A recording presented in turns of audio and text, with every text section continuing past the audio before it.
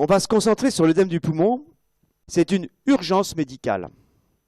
Signe l'œdème alvéolaire. D'accord? C'est le noyé, en fait. C'est le gars qui est en train de se noyer. Vous êtes face à quelqu'un qui est en train de se noyer.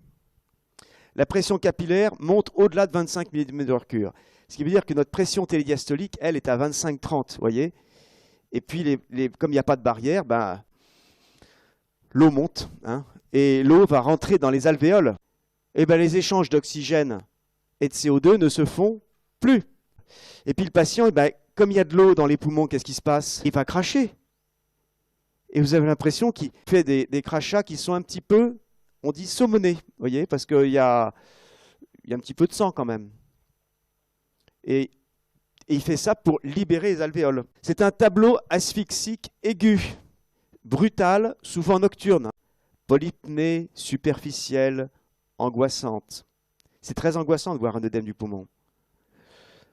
L'angoisse du patient est rapidement transmise contagieuse avec son entourage et aux urgences. Quelqu'un qui est en OAP, il peut mettre toute une équipe en transe parce que c'est extrêmement angoissant. On a l'impression que le patient va mourir, et ce qui est d'ailleurs le cas si on ne fait rien. Oppression thoracique, chape de plomb. Il sent une espèce de grésillement laryngé. C'est quoi ce grésillement laryngé? Ben, c'est toujours la flotte qui remonte. Hein. C'est le gars qui est en train de se noyer. Vous savez, c'est comme dans les sables mouvants, quelqu'un qui est petit à petit... bon. Toux quinteuse, expectoration saumonée, mousseuse, orthopnée intense, agitation, sueur. Alors évidemment, quels sont les signes de gravité? Ben, c'est que le patient, à force d'être rempli d'eau dans ses poumons, eh ben, il va devenir tout bleu. Cyanose. La cyanose, c'est plus de 5 grammes d'hémoglobine non oxygénée. Vous voyez, c'est très précis. Donc plus de 5 grammes d'hémoglobine non oxygénée, c'est qu'il y en a qui ne font pas leur boulot. Les alvéoles pulmonaires. Pourquoi? Ben, elles sont pleines d'eau. Le deuxième signe, clair, hein, on est toujours aux urgences. Ben, votre patient, vous lui prenez la pression artérielle pendant qu'il s'agite. Et qu'est-ce que vous voyez? Qu'elle est en dessous de 80 mm de mercure. Là, il faut commencer à s'agiter. Parce que là, il n'est pas loin de décrocher. Et bien sûr, en dessous de 80 mm de mercure, plus la cyanose, plus tout ça, là-haut, je veux dire, c'est l'agitation, la confusion, etc. L'œdème subaigu pulmonaire. Il est beaucoup plus fréquent que les formes aiguës. Et on passe à côté. Et le problème, c'est qu'après, on passe à l'œdème. Il est chez les patients qui ont bien sûr une dyspnée d'effort ou de repos, et puis qui s'aggravent un petit peu. Mais comme on essaye d'être optimiste, on se dit « Oh, c'est pas si grave que ça ».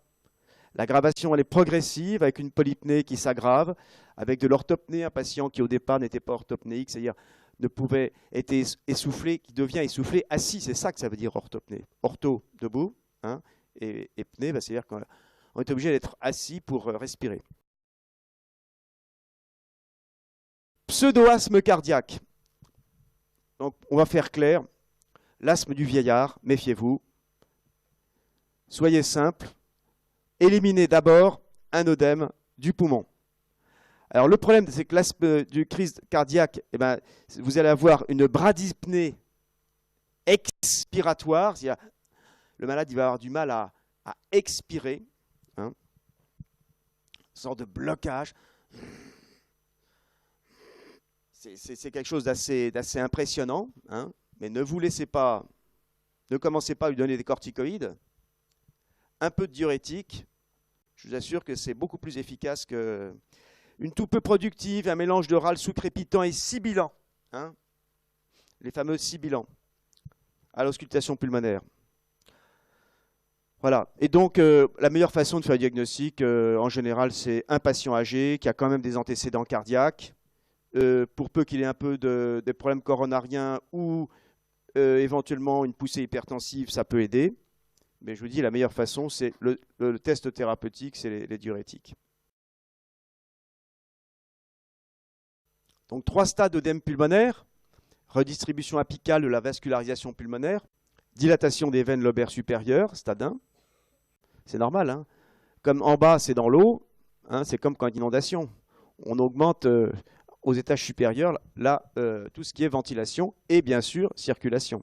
Stade 2, c'est l'œdème interstitiel, comblement des cul-de-sac, hein, c'est-à-dire qu'il commence à y avoir de la flotte dans le bas de la plèvre, les fameuses stries de Kerley, l'élargissement des îles. On voit des scissures. Les scissures, c'est quoi? C'est toujours la plèvre. Hein. Et troisièmement, œdème alvéolaire. Et là, ça commence à sentir non pas le brûlé, mais la flotte. Hein. Vous avez de l'eau qui commence à apparaître au niveau des alvéoles. Ces espèces d'opacité hétérogène des deux bases périhilaires. D'accord? Là, c'est le poumon qui arrive. C'est le stade 3, c'est l'œdème alvéolaire. Voilà. Regardez bien cette image de radio. C'est clair. Il y a de la flotte dans les poumons. Et comment vous allez voir si votre traitement s'améliore? 1, parce qu'il va respirer mieux. Et 2, parce que quand vous ferez une radio pulmonaire, ça va s'éclaircir. En fait, ça va s'éclaircir. L'aspect radiologique, les poumons vont réapparaître transparents. C'est simple, hein, il y a de l'eau, la transparence disparaît.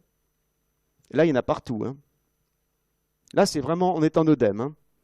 Et puis, vous avez le rapport cardio-thoracique, vous voyez, qui est quand même assez large. Hein. Vous voyez, là, il est quasiment supérieur à 0,5.